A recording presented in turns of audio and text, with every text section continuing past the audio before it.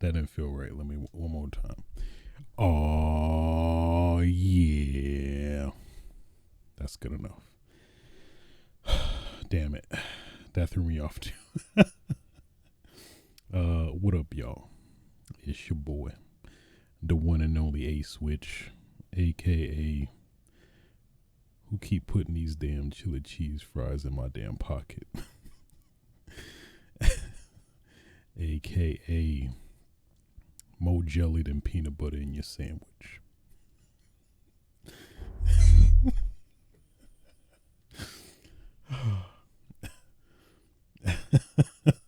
That took me out.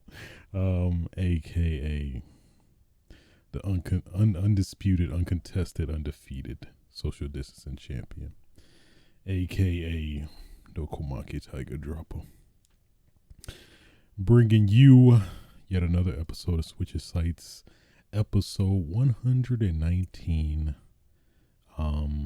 Today's date is September 2nd, 2021.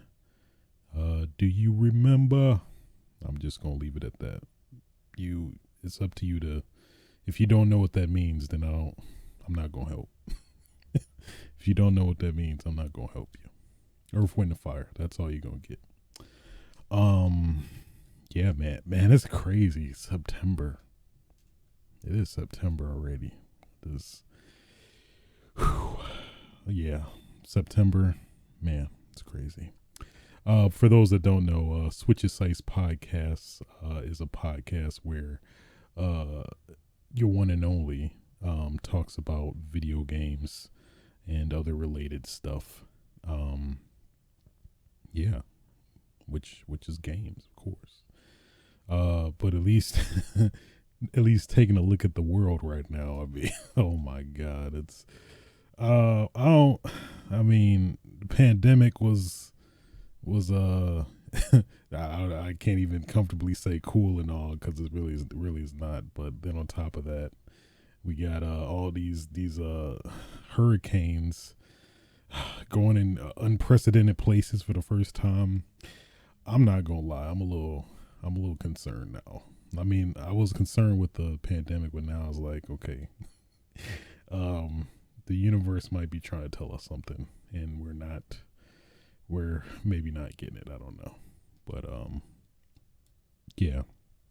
Hopefully everybody's okay in respective countries. I believe mostly Louisiana, Mississippi, as well as New York and Jersey have been affected by this Hurricane Ida, I believe. So, whoo boy, this stuff is not getting better. And yeah, so I mean, what can you say? Just, I don't know, find your muse. I guess that's probably the best. And I mean, how can you? For me, that'd be horrible. Like, everything's flooded. I can't play anything. Well, I mean, technically, you can play your Switch, play portable devices. So I can't 100% say that, but you know what I mean. It'd be highly inconvenient, So, yeah. So, with that aside, at least, oh my God, I'm glad I caught it. Almost slipped on my time codes. Let me do that right now. But this week had some interesting tidbits that did happen. There's some stuff I did miss from last week that at least I'm gonna try to implement this week as well. But hey, one way or another, we are going to get into it. Also, I'm gonna try to record this before I go see Shang-Chi. Probably, it's kind of like a tongue twister when you think about it. Shang-Chi, Shang. Let me stop. We'll see how it goes. I think we'll be okay, but just in case. Just in case, and I am done. Okay, so without further ado, let's stop the dilly-dallying and get right into it. First topic of discussion, PlayStation Showcase. Finally, we got an announcement that we're going to get a PlayStation Showcase next Thursday, September 9th, 2021. I mean, hey, get them expectations ready. I know I am. I know they're they're probably way more high than they should be. But you know what? Hey, a man can dream, and if you're not dreaming, then you're not going anywhere. You know what I mean? If you're not dreaming, then you're not. Just because it rhymes. If you ain't dreaming, then you're not scheming. So I don't know, what are you doing? Yeah. With that aside, I guess we'll read this little short snippet. Let me get my presenter talking. Let me get the cough out. Oh man. It's me thinking about it. It's just making me laugh. I'm trying not to, but it's hard. Okay. You've been awfully patient. And we thank you for that. And now we're looking forward to showing you what we've been working on. Tune in next Thursday, September 9th at 1 p.m. Pacific Time, 9 p.m. BST, 10 p.m. CST for a look into the future of PlayStation 5. The showcase will weigh in at around 40 minutes and include updates from PlayStation Studios and some of the industry's most imaginative developers. For games releasing this holiday and beyond, and stick around after the presentation to get more updates from some of the studio teams featured in the showcase. One thing to note, PlayStation's next generation of VR won't make an appearance this time, but there will still be plenty of great PS5 games from developers large and small. We hope you can join us. Okay. Wasn't much room to, ridicule, but it's good on Sony's end, if anything. So, I guess the biggest thing to note personally is that I know previous directs and stuff, they did make sure to emphasize, which they kind of partially did in this, that the VR is not going to be included, so anything VR related or the next generation of VR will not make an appearance. But at least before, I think the previous direct, they did mention that don't expect any something along the lines of don't expect any super big announcements or something like that. I'm paraphrasing, but it was something close to that, where it's hey guys, we know you're very excited, but let's not have those let's not have those penises too hard now. Let's calm down now. Those boners can rest for a bit. Somebody actually just walks on stage and says that. So yeah, I mean, so now my expectations are going to go off the roof. And now, obviously, personally. So yeah, I'm thinking, what can we see or likely to see to be realistic? I think first thing off the bat, I think is pretty safe, a safe bet that we're going to see God of War, Ragnarok, or whatever it's called. I know that's the unofficial like word of mouth name subtitle that we gave it. But yeah, I'm very curious to see. I think we've yet to see anything, only just a teaser of the logo that like, hey, we're working on the next God of War. I think it's time. It's been what, 4 4 years? 4 years since the remake, or reboot. There's got to be a term for this. A reboot, but also a continuation, a soft reboot. I guess that's maybe the closest we'll get, but soft reboot of God of War. So, I mean, they definitely got something there. So I think if anything, we're definitely going to see God of War 2, whatever. I know that's going to be weird, whatever they call it now. I mean, they technically can, because it's on another platform. So either way, I think we'll definitely see gameplay of God of War, the next God of War. I think that's a pretty safe bet. What else? I would say, I don't know. Considering, I was gonna say Resident Evil Village DLC, but considering we only got like a title card that, hey guys, we're working on Resident Evil Village DLC. Please wait. I don't know if that's gonna. I don't think we're gonna see that. I think what we're more likely gonna see is that freaking horrible Resident Evil. What is it? Reverse. Just let it. We don't want it. Capcom. You know what we do want though, or at least I guess I can only speak for myself. Resident Evil Outbreak. Come on, Capcom, it's time. Please.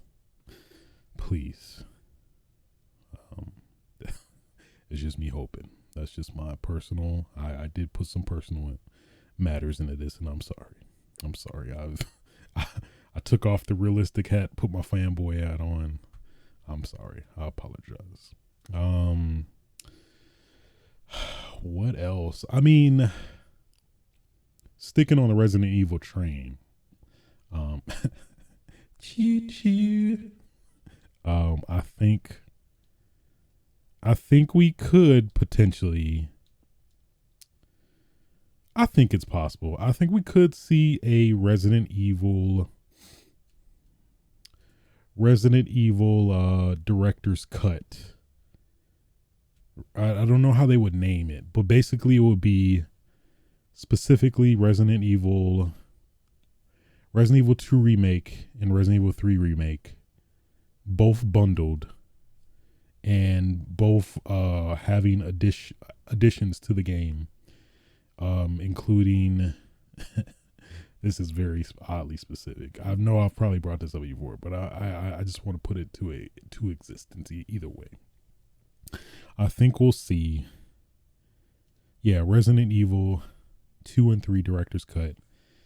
2 will have, some of the various aspects, the zapping system, more expanded scenarios where not A and B are the exact same for each character, kind of basically similar to the original games. I guess really 3 has the most to get from this, but I mean, that's substantial in of itself. That's why I think it'll be bundled with both 2 and 3, since when you think about it, both are fairly closely related, especially at least with these new versions, remakes of the game. 3, of course, will get Clock Tower. I think we'll probably get a lot of, missing aspects from the original coming back. Man, I think the key points they could just need: add Clock Tower, add decisions, the real time decision system. Make freaking Nemesis more dynamic and actually scary rather than like a scripted event. Pretty much majority of the game. And I mean, technically that would be the minimum. I mean, if they want to go far and beyond, they could probably add some of maybe expand Raccoon City more. Like you can explore more areas. They have you do more into the in the area. Would be pretty dope. Yeah. Partially, I that may still be a little personal desire, but I mean, I think it technically could be feasible. Yeah, Resident Evil wise. Yeah, Resident Evil 4 remake is gonna be a long ways away. I don't think they would show Resident Evil 4 VR because that's Oculus VR. So I think that could be potentially possible. At least from the Capcom Resident Evil front. Maybe we'll see Street Fighter 6 potentially. We got the last DLC. Well, no, we haven't got the last DLC character release, so I would scratch that. I think that probably maybe is it for. I could say Dino Crisis, but I'm like, I don't know. That's maybe a little too ambitious. But they did say third party, so I would not doubt Capcom's presence with new releases, since they seem to have the strongest relationship, Capcom and PlayStation, at least as far as announcements goes, I think. But outside of obvious exclusives like Monster Hunter Rise and stuff, but at least shifting gears, I think, especially with this whole rumor mill of Abandoned and that whole messy trail mix trail of just weirdness and disappointment with whatever this game is. I think it's actually going to be Silent Hill. I really do at this point, because the communication is just super weird. That's why I didn't want to really cover, because there's been a lot of reasonable tidbits that have gradually came out regarding it that just further make it sound very just weird is the best way I can describe it. But yeah, I think we'll get Silent Hill. Silent Hill will be announced. As it's a little bold, but you know what? At this point, I don't know, man. Based on all the rumors and the weirdness that's going around, I think it's pretty possible at this point. I think it's pretty possible. Gran Turismo 7, I think that's been long overdue. As somebody who's not even a racing fan, but I feel like that's always a staple for PlayStation, having a racing game, especially to compete with for Forza. Anything outside of that, I think anything outside of that is fair game. At least I can't recall anything else that it's like a definitive guarantee. They said this holiday and beyond, so maybe they'll touch on some of the games coming out. Maybe you'll get a little tidbit of Death Stranding. Is there anything else outside of Death Stranding? PlayStation is coming out. Judgment. Maybe get a little bit of Judgment. Oh, maybe might get a new Yakuza announcement finally. I think that would not be too far-fetched, unless they're getting really buddy with Microsoft, at least Sega. That may be the only, scenario I could see. Maybe it wouldn't, but at least generally speaking, they've always been so far associated with PlayStation from that standpoint. So we'll see. But yeah, I think that those are at least dare I say? Oh yeah, of course. Final Fantasy 16. Is it 15 or I think it's 16? I think they just straight up skip. No, Final Fantasy 15 was the last game or mainline single player Final Fantasy. But yeah, I think we'll see Final Fantasy 16. I would be surprised, but at the same time, I could see us getting a little tidbit of Final Fantasy Remake Part 2. I mean, especially if you played the DLC. I don't know. I think they're way ahead of development than I think we think. Even though, of course, the kind of Square Enix curse of, game, every, Final Fantasy game that comes out is taking like what? Way more than projected, or in general, just taking. You'll get it when we're done. 5-6 years will pass or whatever. So, but I don't know. Considering the structure of Final Fantasy VII Remake, I think it's gonna be way faster between releases than I think we are anticipating. Considering Square Enix's previous track records with their Final Fantasy games. Especially now, at least with Final Fantasy, you have the template of the game already, and just slight deviations off that. I really think they are further ahead than we think, but I guess we'll see come on next Thursday. But yeah. So yeah, Final Fantasy 16 I think is a given. Yeah, I think at least as far as my knowledge is concerned. I think those are mostly safe bets. a lot of aspirations and dreams coming out, but hey. Yeah. So, hey, get your I don't know what Sony people have. Sony ponies, and get your put your dual shocks in your pants and just let it vibe, bro. I mean, I don't know. Is that what people do? I don't know. I'm just shooting. Either way. Moving on.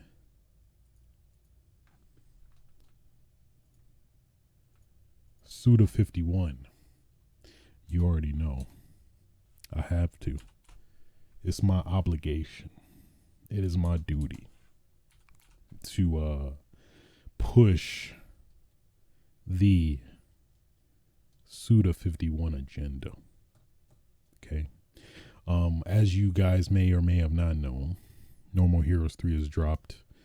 We'll talk about that later in the episode. But at least as far as news is concerned, Suda did have a live stream promoting the game, of course. And during that, he was asked a couple questions. I believe this was IGN Japan's event where he was attended. And he basically said, I guess we'll quote. So basically he was asked in terms of what's next after No More Heroes 3, in terms of as far as Grasshopper and of course himself is concerned in terms of the company. So just to quote, the broad answer is that we already have a lot of projects that are in development. Over the next 10 years, we have three original IPs that we are working on and we have already planned out. So you can definitely look forward to a lot of new, interesting original IPs from Grasshopper. We also, of course, have other plans and we're all working hard on them and these to bring to fruition. But thinking about things I love to do. I love to work with Marvel, like on a Shatterstar or Deadpool project or something very grasshoppery like that. Maybe a Quicksilver title of some sort. So Marvel, wink, wink. I mean, he didn't say that, but clearly you can get the implication. So first off, you damn right I want a Suda51 Deadpool game. I will play that instantaneously, without question. right when it says, right when they say the game is released, my thumb is on the button hitting buy. Okay, that's first off. I mean, knowing his style in Deadpool, how like Suda and the Deadpool the character, at least as far as I know from the media I've watched and consumed, it seems like they're both one of the same in terms of being like having fourth wall breaking humor and being very dare I say self-deprecating at times, but all in all just the same type of sense of humor. I think, man, yeah, if anybody were to make a Deadpool game next, I definitely would want Suda51. I wholly agree on that. So, but I think later in the interview, regarding specifically, No More Heroes 3, where at least when No More Heroes 3 dropped over the weekend and Suda51, made this very like conclusive type of almost sentimental tweet about like it made it seem like this is definitely the last No More Heroes. But basically, when asked on the question, for No More Heroes 3, Marvelous and was extremely cooperative, and they basically gave Grasshopper the IP to work with for 5 years and just said, go for it. Do whatever you want. You have creative freedom. And first of all, we're really thankful for the opportunity to revisit the series that we love and do whatever we want with it. And whether or not there will be another title in the No More Heroes series, I can't say yes and I can't say no. The IP has returned to Marvelous, so nobody knows what's going to happen, but that's all I can really say. So it's weird. At least as far as like I guess to unveil a little bit as far as No More Heroes 3 is concerned in general, the game definitely is left open to be continued for sure. So I mean, he made it seem like it's very conclusive, but at the same time, I'm not sure. Maybe it could be that somebody else is going to take the mantle and start developing or making the franchise outside of him or what. But at least it's good now. It's not. He made it seem like it's very, for sure. That's the last No More Hero game he's working on, but it doesn't necessarily seem like it's possible. So personally, as a big, huge No More Heroes fan, that's good to know.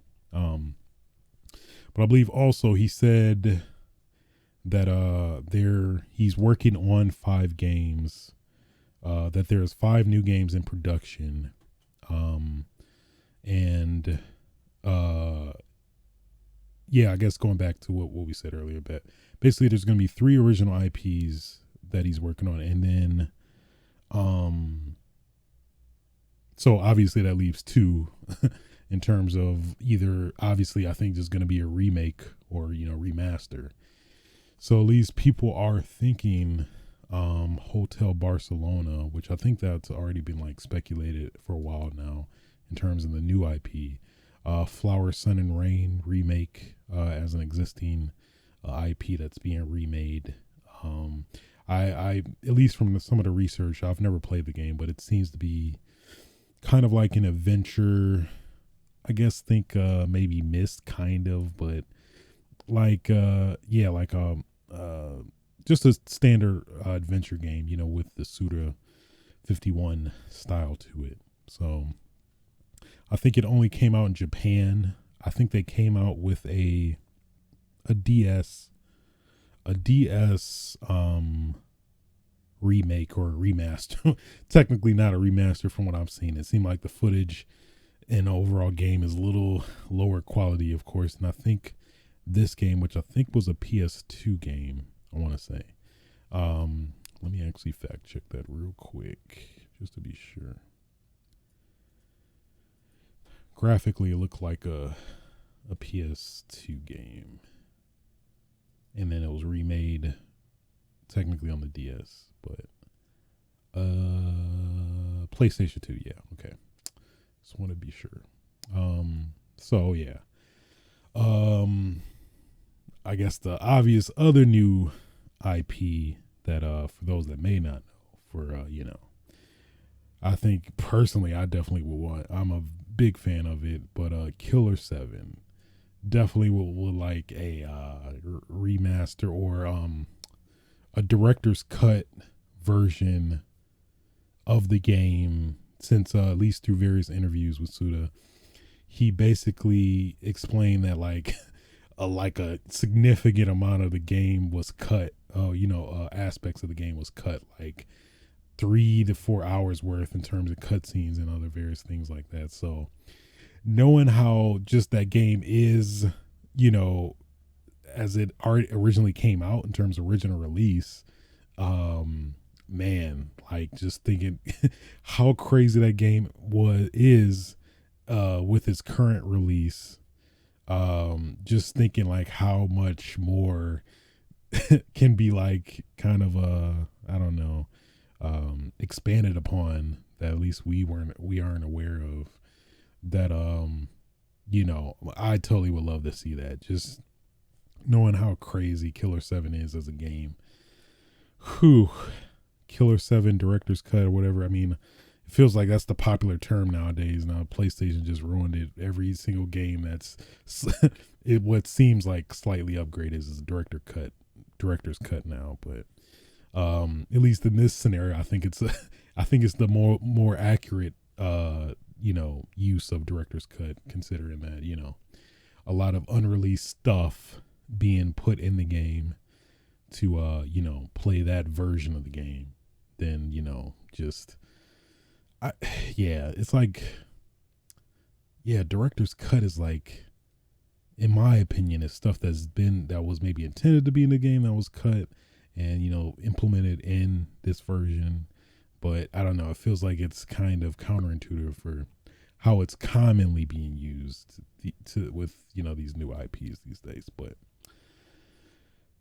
I digress. I guess one thing to note though for Killer 7 is that the IP is still with Capcom. So I mean, considering we got the somewhat recent port of Killer 7 for PC, which obviously needed some agreement with Capcom to do, I don't see that being too crazy to to fathom. Especially, I think No More Heroes 3 is definitely gonna bring Suda's popularity back. I think it's safe to say No More Heroes series is probably his most commercially popular game that he's developed, game series franchise that he's developed. I'm pretty sure that's a safe bet. I mean, generally though, it's kind of sad, like how a lot of his games have not really generally sold that well, technically, I guess, by publishers or developers standpoints, in terms of, I don't know, what's the word, not even, but met expectations or whatever. So but hey, I'm just here to say, and yes yes, I'm pushing that Suda51 agenda. If you've not tried any of the Suda51 games, I do recommend it. You got a lot of genres. You got of course No More Heroes, which is probably the most maybe accessible angle if you wanted to wanna explore Suda51's brand. Or you got Silver Case, which are the interactive, I guess you consider them interactive novels. I've not played those yet, but I definitely do plan to, especially considering how much No More Heroes series actually sparked my interest into a lot of Suda's previous games that I have not played. Killer is Dead, which is it's similar to No More Heroes, but it's kind of watered down based on the direction was kind of affected by the publishers. I feel like it, from what at least he said about it. Same could kind of go for Shadows of the Dam. But either way, those are just a couple of the many titles. But yeah, I'd say if you have not, if you're, let me preface this: if you're into like Adult Swim, yeah, if you're into Adult Swim shows in general, I think you will like Suda51's games. That's I think that's the safest generalization I could make. And by those shows, like, I don't want to be too specific in terms of shows, but damn. So I guess specifically Tim and Eric Awesome show. That is a great show, by the way. I'm sorry. It just that's my type of humor. I'm sorry. I'm just super random and just what? that's my personal favorite humor. What else? I guess you could say Eric Andre to some extent. He going a little too crazy, but was the Aqua Teen Hunger Force to some extent. C Lab 2021. Damn it, what's the Space Ghost Coast to Coast? Some similar. If you like any of those shows to some extent, I think you would enjoy Suda51's content, I believe. But I digress. But yeah, man, I am very looking forward to, as you know, being a fan since the original No More Heroes back in 2007. Slowly but surely catching up to some of his other works. This is good to hear. I think, you could tell him in his direction that he really makes the games just for, himself, that he's satisfied with it. And I respect that, because I think, when you try to compromise to some extent, there is just going to be some room for, I don't know, that kind of coming out in the game to some extent, which we'll talk about later. But either way, pretty cool. I'm sorry. I just have to, sorry about gushing for Suda51, but I have to. This was a legitimate cause, I believe. So, speaking of heroes that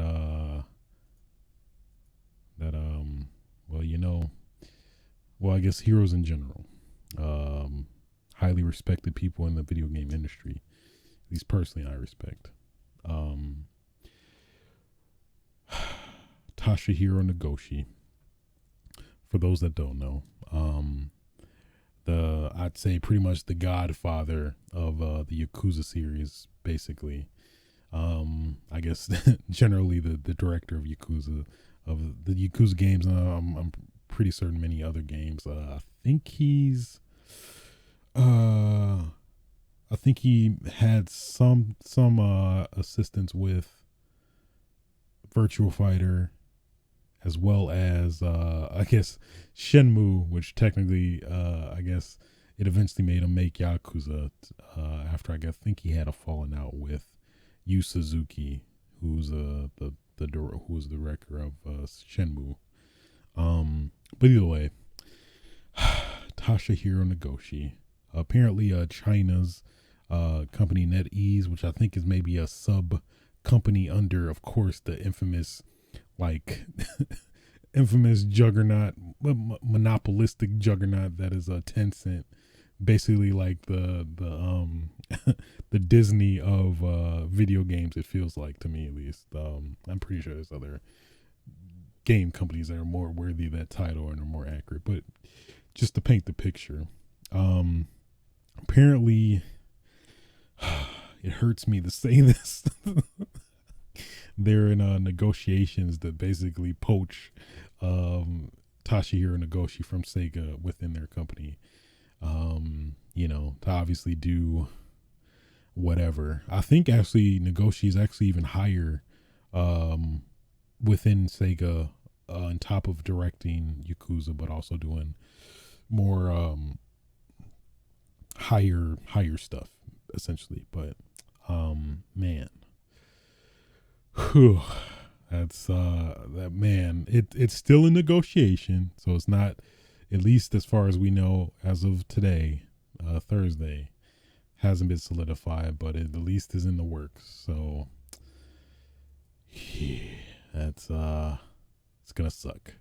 I mean, of course we could have that speculation about, you know, how much will this affect the next Yakuza if this does fall through, or, you know, go through. I mean, I guess that's yet to be known or seen, but still, it's hard to deny he was an essential part of making the Yakuza franchise the franchise that it is today. So, and of course, you know, the spin-off games like Judgment, of course, with Judgment, Lost Judgment coming out soon this month. And what was the other one? I thought he made some other, oh yeah, Fist of the North Star. Oh, that was a great game. Fist of the North Star spin-off too. So yeah, it hurts a bit, you know, as if you guys may have not known or picked up, I am a huge Yakuza fan. Yeah, man. It sucks. It sucks. I mean, we'll see. We'll see if this happens, if it even happens. But still, it's gonna suck. But I mean, at the same time, I mean, maybe he'll make something new with Netease that might be pretty dope. Maybe a Yakuza like multiplayer type game that'd be kind of cool too. I guess I'm just trying to look at the good side of this at all, but it's a little tough. I'm not gonna lie. But like, I think about it at the same time, now Yakuza is going turn based. You know, with, of course, the exception of Lost Judgment, you know, remaining and staying within the beat 'em up route. So it's we'll see.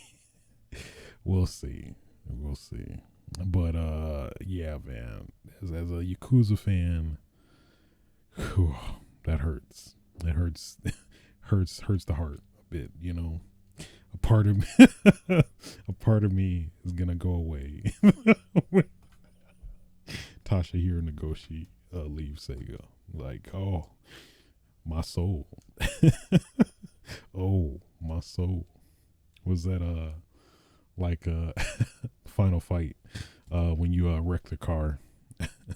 Oh I forgot they censored it too. First it was originally oh my god, and then oh my car. Oh, what did I say? My fuck, I lost it. I lost it. Oh my Goshi. I don't.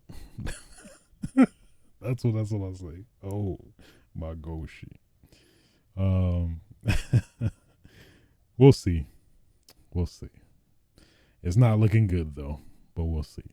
We'll see what happens. Maybe if he's you know, agrees, and then maybe he's like, I'll leave after I make my last Yakuza game. It's like, okay, at least we get one more, you know. So only time will tell, I guess. But oh my Goshi. It's just funny to me. I'm sorry. Moving on. Boy. Blizzard.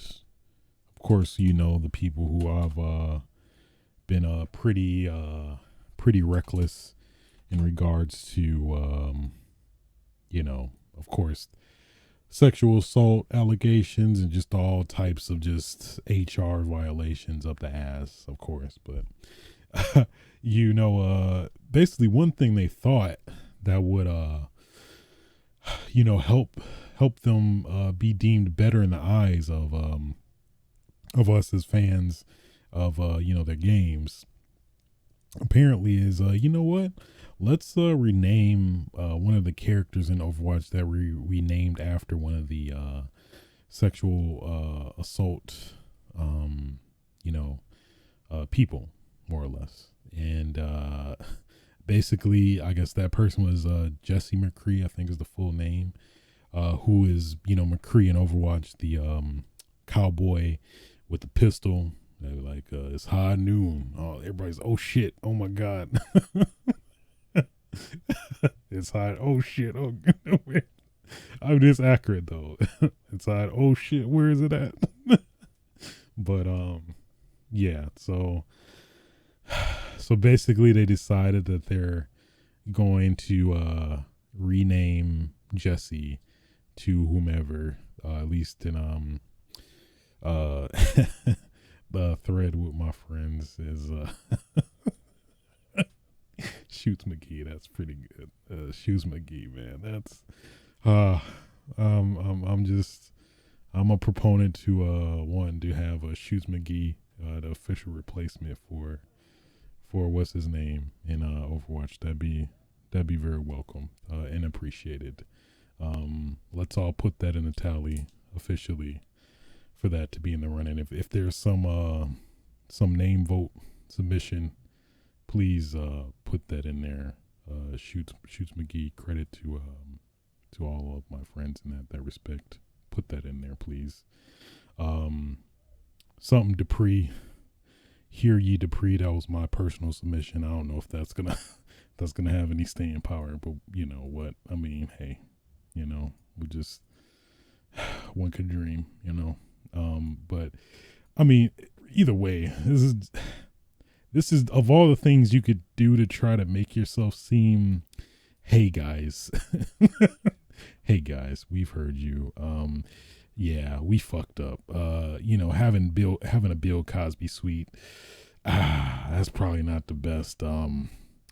Fuck, man, we damn. So yeah, I mean, that just does not make sense to me. So, yeah, there could have been other things to do. Now you're gonna pay like all the voice actors to rename this person, and it's like, I mean, that name better be way better than, at least everybody call him Mcree, but better be way better than what we got. Then, I mean, of course, people are still gonna call him, of course, the original name. So it's like, I don't know. It's like the damage has kind of been done, and then the fact that you're doing this is adding more attention to it. But I don't know. That's, of all the things you're trying to do right now, this is on your priority list, I guess. It's like, I feel like there's way more priority stuff than like, fixing the staff you got on the team that's doing all this and, inhibiting this environment. But I digress. Yeah. So long, Mcree. Hopefully, hey, let's introduce that's killing me. Shoots McGee. That's really good. That should be permanent. I really hope that's permanent. But anyway, moving on. Resident Evil movie. Resident Evil. Welcome to Raccoon City, bitch. That'd be kind of funny. I'm not gonna. That's immature as hell, but you know what? Resident Evil, Welcome to Raccoon City. Basically got some first look photos of the movie, and that's all I'm gonna say. Looking kind of yeah, not really. Where do I even start? So first off, at least the pictures I'm looking at, they're all on there. If you Google it, they're widely available. But so they show Leon and Claire. It's just so many things to just nitpick as like a gamer. Like, Leon, he doesn't he does not have the Leonardo DiCaprio bowl cut. So, which okay, but it's like. It's some it's hard. It's tough. It's like Leon and people have been, going at this really, speculating that, you know, Leon looks more like Louis Serra than Leon Kennedy. Louis Serra from Resident Evil 4 than Leon Kennedy. And it's like, yeah, it's like, why is this hair so, why is he's, they could have just, I don't know, man. Claire, she don't got a ponytail. I mean, that's kind of iconic for Claire. She doesn't have, like, I'm not saying fully look exactly one-to-one like Claire, but it's like, put at least some effort and resemblance to people that are like fans of the games, that are probably the majority of people that are going to watch the movie, to be honest, that like, are, oh, okay, that's Claire, but why is her hair down? Her hair is, I'm sorry, but why is her hair down? Her hair is not always down. It's never been really down. It's always been in a ponytail. But I mean, if you just want to, so that's one other thing, at least based off the screenshots we got. Of course, there's time for them to hopefully maybe pull a, Sonic the Hedgehog, maybe change the wardrobe, but I don't know, man. So, they also show the Resident Evil 1, like, initial Raccoon City entrance, segment. So at least from what we could see visibly, we have Chris Redfield, who looks pretty good. Outfit lines up like, okay, this looks like what the movie version of Chris Redfield. I could totally believe it. I can take it. And then you got, I forgot her name, the girl that was the invisible girl in Ant-Man in the Wasp. I forgot her name. The cute light skinned girl. I can't even, damn it. Let me look it up. I'm not gonna do her like that. Not gonna do her like that. I type Resident Evil Jill movie. What am I gonna get? Fucking Alice. I think Hannah John Kamen. So she's Jill. I mean, it's like some stuff I feel like you can flex with, but I mean, it's like, Jill always has a beret. I mean, not all the time, of course, but I mean, this is the first Resident Evil. Jill should have a beret. She should have it. I mean, it's just, if it's tough. It's tough. It's like, okay, I can let that go. I can let it go. But I don't know. I kind of want more of the costumes to stick more closer to, as maybe unrealistic as the costumes are, somewhat closer. But I kind of wanted the beret. I'm gonna be honest. At least give me the beret. You could do away with the elbow pads and everything else. Just give me the beret. That's all I want. Just give me the beret, please. So you got that. You got Barry Burton. We don't see much of him. He looks somewhat okay. Yeah, it's hard for me to tell since he's not really fully in the shot.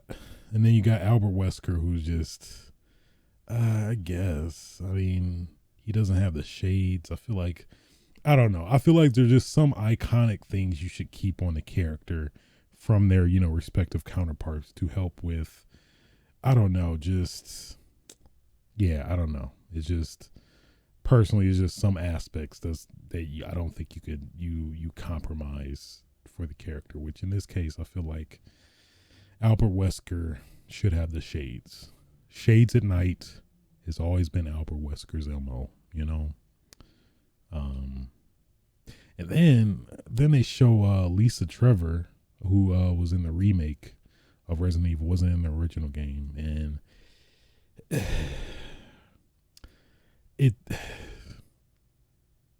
I don't know. It just looks.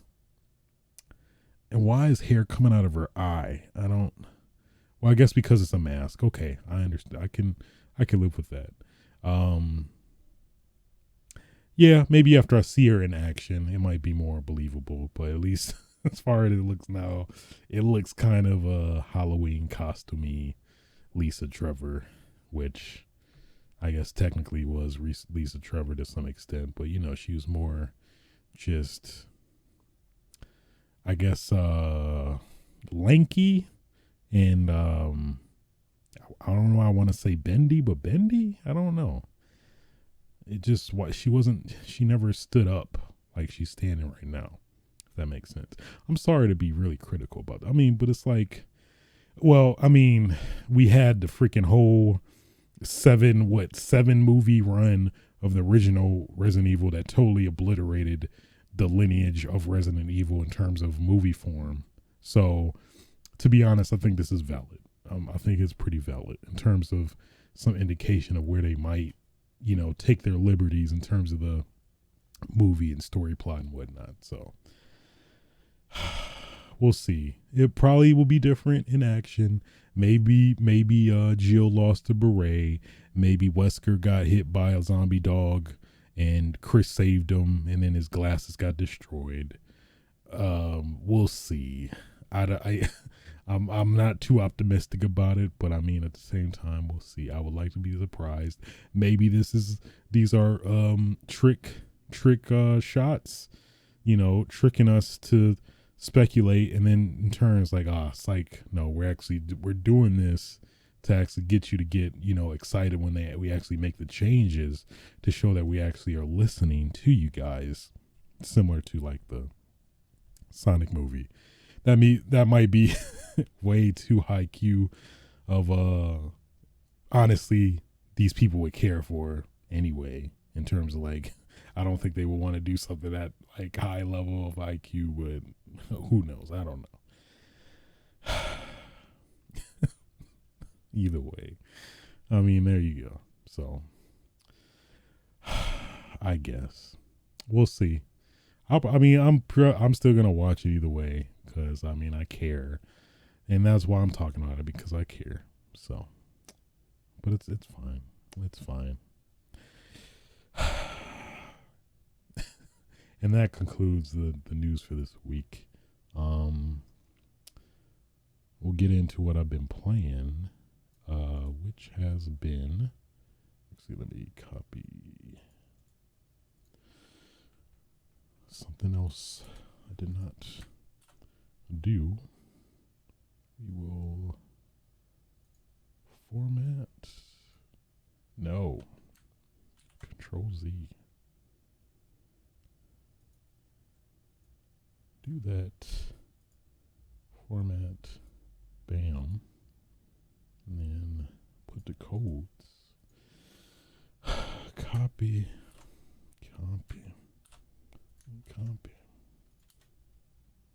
Well, you get live sub behind the sheens.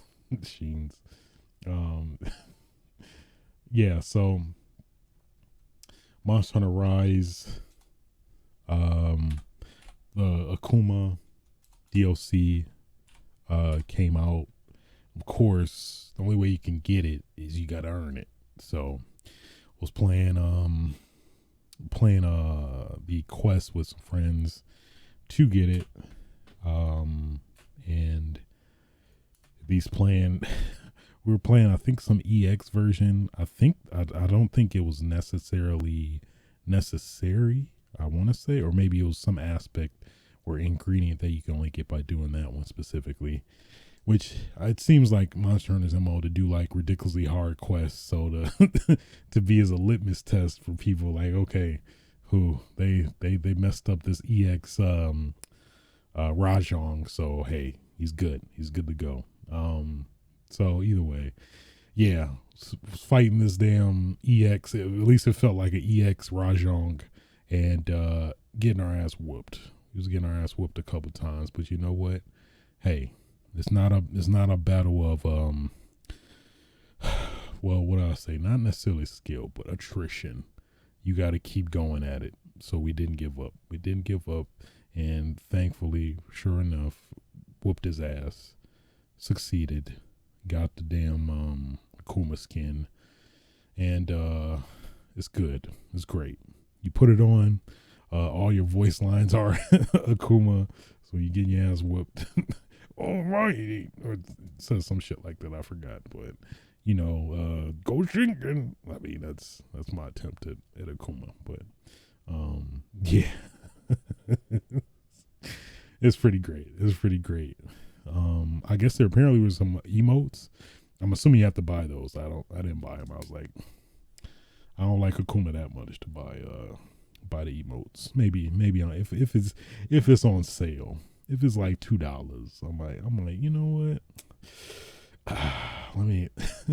I do want to look like I want to do the demon backdash. I do kind of want to do that. So let me go ahead and get this. But overall, he's pretty dope. I like the skin. Now if we could get Akuma in the Akuma DLC in Resident Evil 2, that'd be great. Just shooting. Capcom, please. Just give us Akuma DLC in Resident Evil 2. He's shooting fireballs at zombies. They blow up like it's a rocket launcher. Come on. Capcom, please. Please. Please, Capcom. Please. I'm begging you. I only said it because it was an Easter egg? It was like a April Fool's.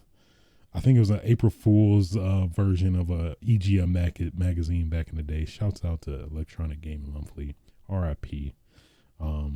Loved that magazine back in the day, but that would be really cool. That'd be great if we get that announcement. I'll just yell. I'll just that's it. It's low, so it's hard to. Hopefully, it's not many people can hear, but I don't. No promises. Roommates might get startled. Might get a little startled. Yeah. Moving on. Also played Call of Duty. The game that is associated with Activision, who is doing some very shady stuff. I think if anything, I'll put that as a preface to whenever to kind of even some stuff out. But I was curious to see how this alpha was. It's exclusive. It was exclusive to PlayStation users. I think it was PlayStation 4 as well as 5. But I played on PlayStation 5. And we played the new Champion Hill mode. Just basically like Firefight for Modern Warfare, but how do I even describe it? It's like Firefight mixed with Team Deathmatch mixed with, I want to say, multi-team in Halo. Yeah, that's kind of maybe the best kind of realm. Yeah. Firefight mixed with multi-team in Halo, if you remember that, mixed with Team Deathmatch. So how it works is that you start a match and you get like similar to like a battle royale, you get like maybe a minute or 30 seconds to buy perks, weapons, or specific weapons you want to use, and then the match starts, and then it randomly matches you with a random team. So there's like 8 teams of 2 or 3. There was a three team mode or two person team mode. At least I play a little bit of both, but either way, it'll randomly match you with a random team of those amount of teams, and then you play basically isolated mini team deathmatch matches, or I guess it's kind of a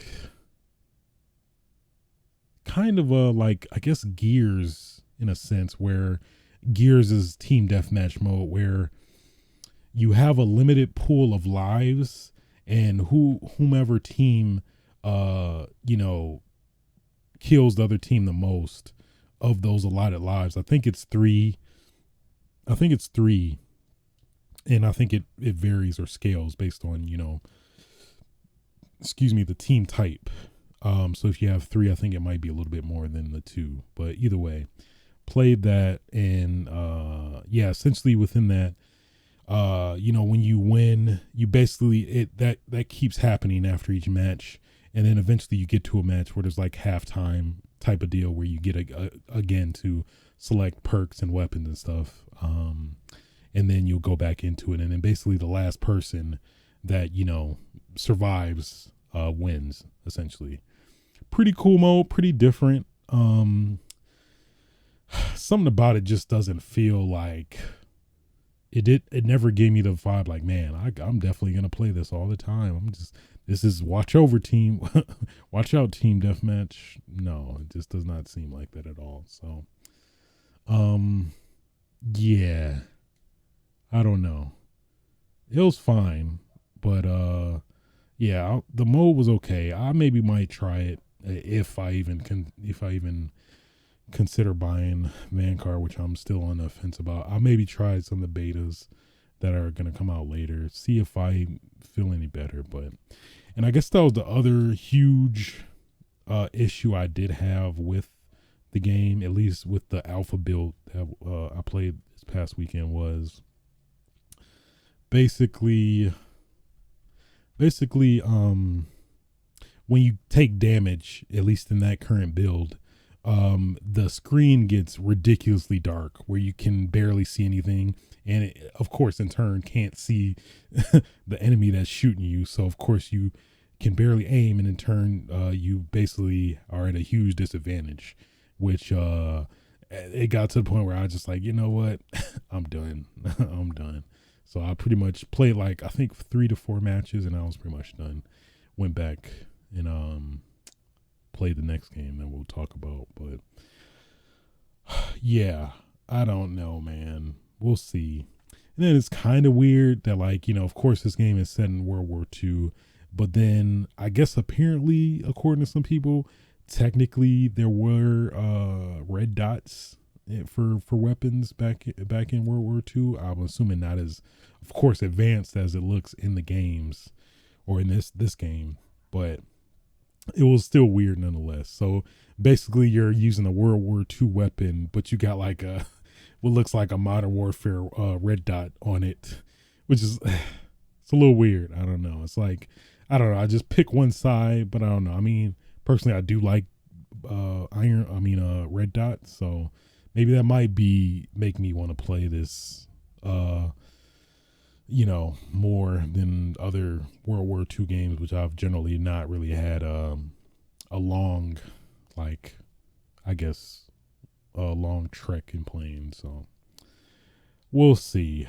I don't know. I mean, the engine is obviously definitely based off of the Modern Warfare engine. So, I mean, that in of itself is good. You know, you can tactical sprint, which I know is kind of controversial to depending on who you talk to. I'm a fan of tactical sprint. I know others that aren't, but I love it. I think doors were in the game. Maybe they weren't. Maybe I'm misremembering. But I think from unofficial footage, I think they said that doors will actually be in the game. But this time you can actually destroy them rather than, like, if you throw an explosive at them, it'll just open the door rather than destroy it. So it is some interesting tidbits. Oh, I think the biggest thing I heard is that Ghost only works if you're on the move, which is very appreciated, as like probably one of the people who despises campers, you know, in terms of, I understand, you know, you gotta what's the term, tactical placement or strategic placement every once in a while in terms of particular scenarios, but like literally the whole match you're literally standing in a corner waiting for somebody to shoot them. I personally do not agree with that philosophy. Personally, I just like the running gun, and, you know, hey, if I get shot, I get shot. But you know what? I'm at least put a bullet in the kneecap. That's I'm gonna go out shooting somebody. But yeah, so Call of Duty Vanguard. Overall, I'm on the fence at this point. World War II shooters is not my thing. Generally, I'm a bigger fan of modern and futuristic, but we'll see. We'll see. Then, of course, of course, No More Heroes. No More Heroes. I gotta do it. No more heroes, just kill or be killed, and then I wanna be. Sorry. No More Heroes 3 dropped last Thursday. Whew. Where do I even start with this game? Man. So I guess a little bit of backstory. At least me personally, I've said it already. Big fan of No More Heroes. Played it. The first one since it premiered on the Wii, as well as the second one. And then, of course, this is 10 years since 2 came out. I mean, I don't really count Travis Strikes Again, which is like an isometric slasher that came out in 2019. But after playing this game, Travis Strikes Again definitely like is a huge component to No More Heroes 3 for sure. From a story standpoint, it's a lot of story that was built in Travis Strikes Again that does transition to No More Heroes 3. I tried to play a little bit before this came out, but I didn't get to. But either way, I pretty much picked up some of the points either way, one way or another. But first off, I'll say this for sure is my game of the year so far currently. Maybe potentially knocked by at least what I'm anticipating, Lost Judgment, or potentially Halo Infinite if it surprises. But at least so far currently, I'd say No More Heroes 3 is my game of the year so far.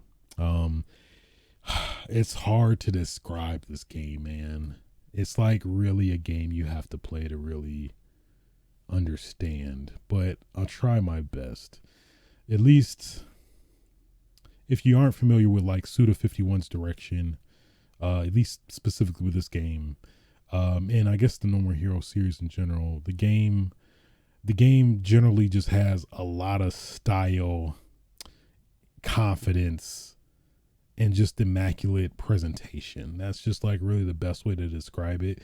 And at least all of that to a point where it actually kind of outshines or makes you overlook like some of the weirdness and jankiness of especially the world. That's probably one of the negatives about No More Heroes 3 is that they did return to No More Heroes 1 in terms of having a free roam world where you can explore. But the worlds look pretty bad. It definitely feels pretty obvious that like this game was pretty much compromised or constricted by the Switch's hardware. It feels like if the same game was developed for like the PS5 or Series X, totally be the environments will look way better. But at the same time, it's not that bad, at least as somebody who, I don't know, has appreciation of older games and can appreciate certain aspects from that extent. But for somebody that's like, I don't know, used to playing like very high fidelity video games with the best graphics in the world, you're gonna be pretty disappointed. I'm gonna just say that flat out. But if you have some suspension of belief, do I hear the SpongeBob imagination? Let me do it. Imagination. I think it's a lot to really enjoy with this game. Probably the biggest disappointment personally with this game, even though I still really enjoy it, is that the format has changed, but basically the main plot is that there's no longer are the assassins a thing now. This time a threat is an alien threat that comes to want to destroy the world and now Travis is in this weird situation now where, someone who's been a assassin these past 2 games or 3, now has to technically kind of maybe potentially become maybe a hero, which may be counterintuitive to the title. But either way, there's a lot of interesting story development that comes with like Travis growing as a person, which is pretty cool. I have to say, at least through all these games, seeing him progress and grow as a person, in terms of like seeing who he is in No More Heroes 1 and then playing No More Heroes 3 and see how much he's like changed for the most part as a character, which I think is pretty cool. A lot of very deep undercover meanings that I never really looked at, but now like I do look at it within those glasses, and I'm like, wow, that is kind of crazy when you think about it. But yeah, so that being the plot, and of course the general plot for No More Heroes, which is also in this game, is that there's 10 ranked assassins, or at least in this case 10 ranked assassins, galaxy assassins or whatever. You have to defeat all of them to be the number 1 top ranked assassin in the galaxy in this context now. So but basically that's generally been the same plot for the previous No More Hero games. So yeah, it just, the game exudes so much style and confidence that it's in charm. And it's hard to I don't know, not like it, I guess, personally, of course. It just is, just something about it just makes it feel cozy, inviting, and welcoming. That it's hard to describe, but it's just some weird subconscious touch that this game has that at least personally has a grip over me that I'm just really enjoying. I beat it twice already. Beat it again last night. I beat it on normal difficulty. I think it's called bitter. And then once you beat the game, you unlock like the hardest difficulty, which is called Carolina Reaper, which is pretty hard to an extent. It's just more so the enemies hit really hard and you don't hit as much, I guess, which is, generally the template for harder modes, difficulty modes. But at least going back to the format, what's different from this one compared to the previous ones, for No More Heroes, you had a standard gameplay loop where you would basically get enough money to doing side jobs, which you do in this game as well. But then when you go to the boss battle or ranking battle, you have a standard level where you fight through like other enemies and then you get up to a boss, like a standard level. But in this one, it's different, where you do these things called placement matches, I believe, or designated matches, where you basically travel to various places on the map, find them, and then when you go to it, it teleports you to this designated confined space and fight matches. And you generally have to do 3 matches. After you complete the 3 matches, then you have to get enough money, which you generally get by doing the 3 matches anyway, to then fight the boss that way, which in retrospect, I think I just did not really like that much compared to the previous games.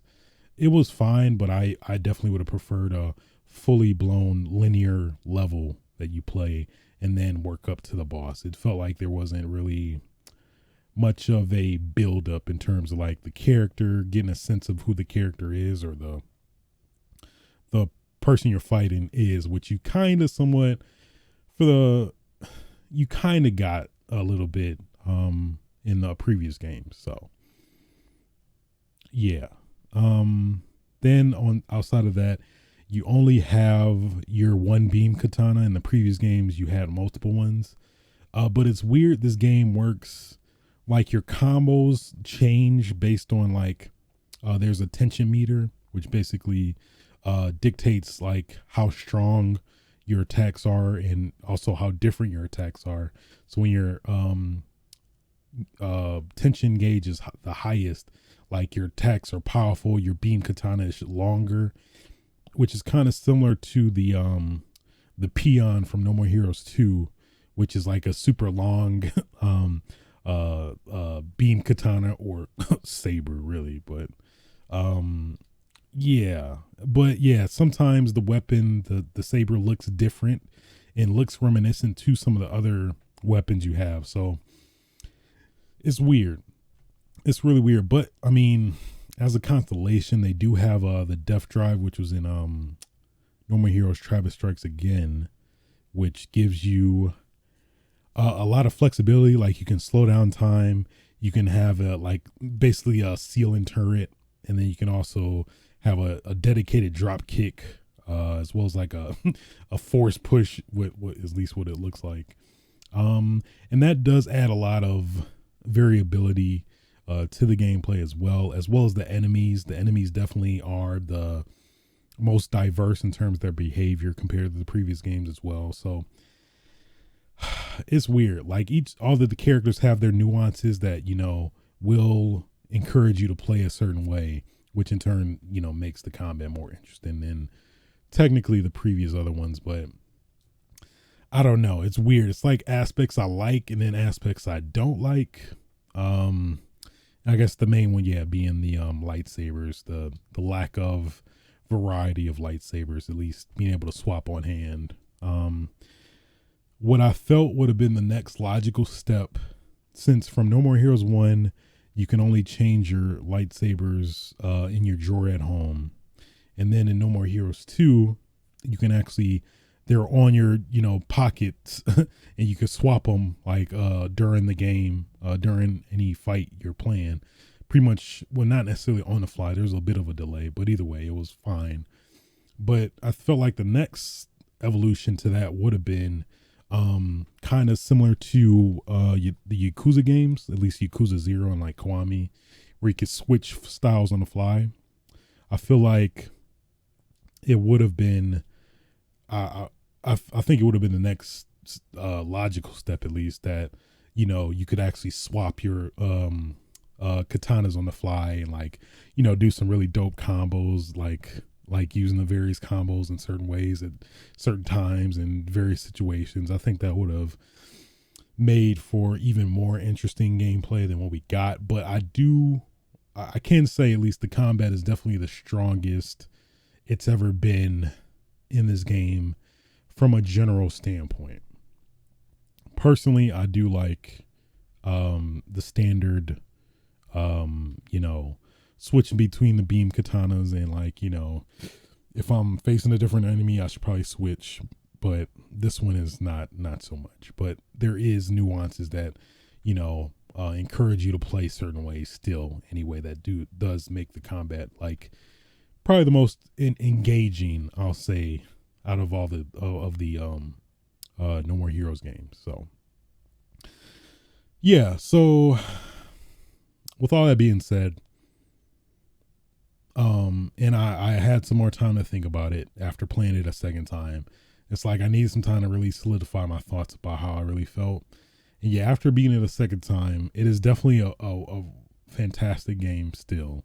But if I were to rank it in terms of the No More Heroes games as a whole, I still personally like the first one as number one, and weirdly enough, 2 is number 2, 3 is number 3, and then the 4th being Travis Strikes Again, No More Heroes, which is like the quote unquote spinoff, but really super essential game for No More Heroes 3 that you definitely, it's probably the game you technically should play the most before playing No More Heroes 3, which is another factor too. Like if you are somebody that's interested in this game and haven't played the previous ones, I definitely recommend you play the previous ones, since there's just a lot of continuity for the previous ones that you'll definitely miss out on. And that is especially Travis Strikes Again, which has a lot of visual novel moments that will explain a lot about the game and stuff like that. So all in all, definitely, if you if you're aware of that and you don't mind and you like some nice hack and slash action and some very funny, that's one thing too. This game has some funny ass pop culture references that man, they just jab at everybody, which they do it a very tastefully and funny way in my opinion. So yeah, overall definitely my game of the year so far, unless it's dethroned possibly by Lost Judgment, but so far in the running, definitely my game of the year. So as a big Suda51 fan, I mean, take that for what you will, but hey, No More Heroes 3, I personally approve very much so. Considering all the things I said, if you're totally down with that. So yeah, with that being said, move on to what I've been playing, which has been, watching, my bad. Excuse me.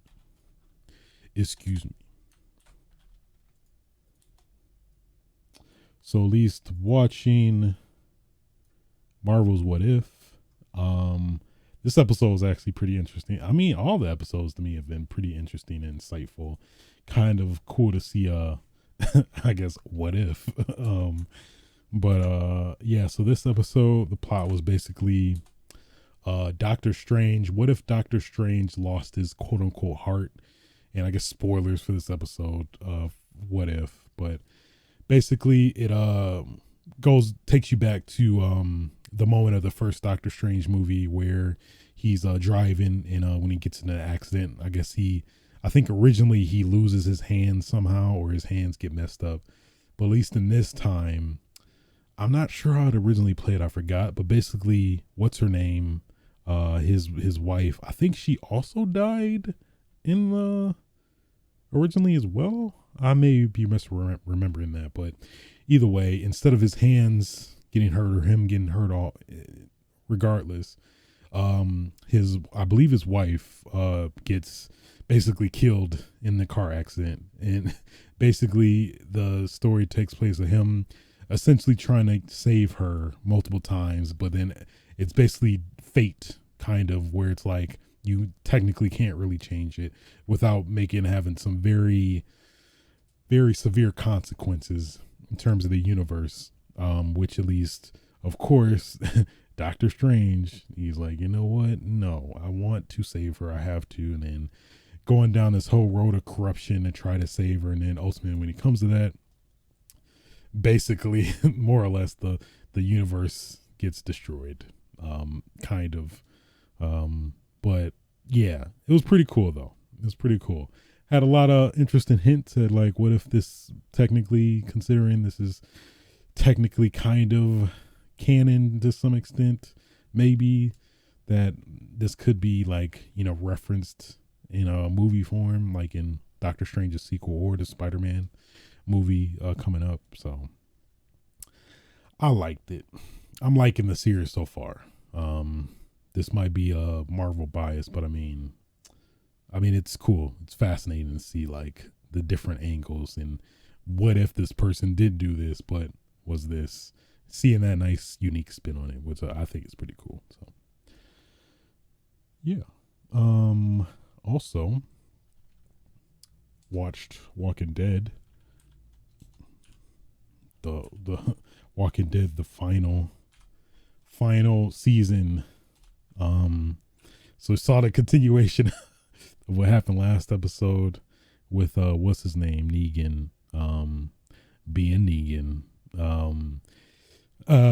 So I guess spoilers for The Walking Dead of this episode 2, season 11, episode 2. Yeah. Basically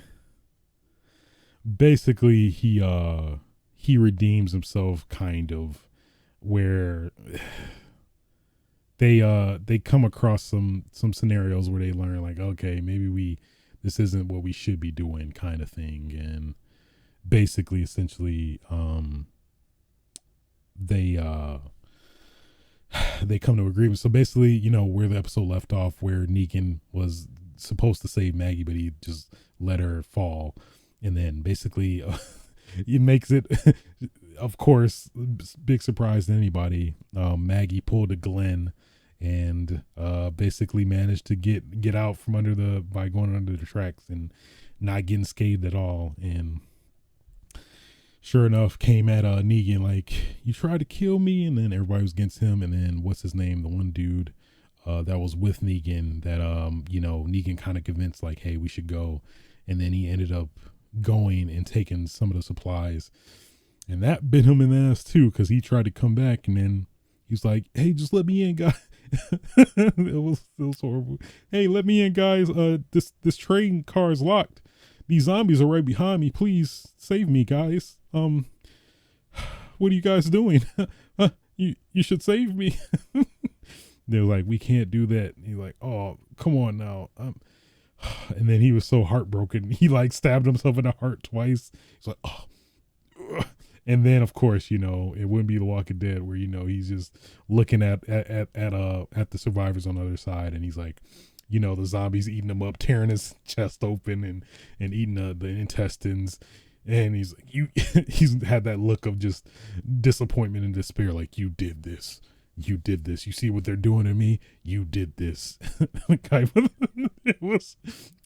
It was kind of more funny than like horrific because of the, oh man, it was funny to me. It shouldn't be funny, but it was funny because of just the just the genuine hurt that like, oh man, just the defeat, hurt and defeat. It was taking me out. But either way, I thoroughly enjoyed this episode. At least next episode, at least they're hinting at, we'll actually see the Reapers in full-blown action. So get your butts ready for that. Well, I mean, what, the four of you that still watch The Walking Dead. I don't blame you. I do not blame you at all. So yeah, more or less still enjoying The Walking Dead. The three of us that are still watching. But yeah, all in all, I think that will do it for episode, what was it? Damn it. Keep forgetting. That'll do it for episode 119 Switches Sites podcast. If you did like or appreciate listening in or watching to the podcast, feel free to like, rate, and subscribe on your respective platforms. Greatly appreciate it. Yeah. Till next time, y'all. I got some movies to watch, or a movie to watch, Shang-Chi. See y'all next time. Till next time, get your game on. Oh yeah.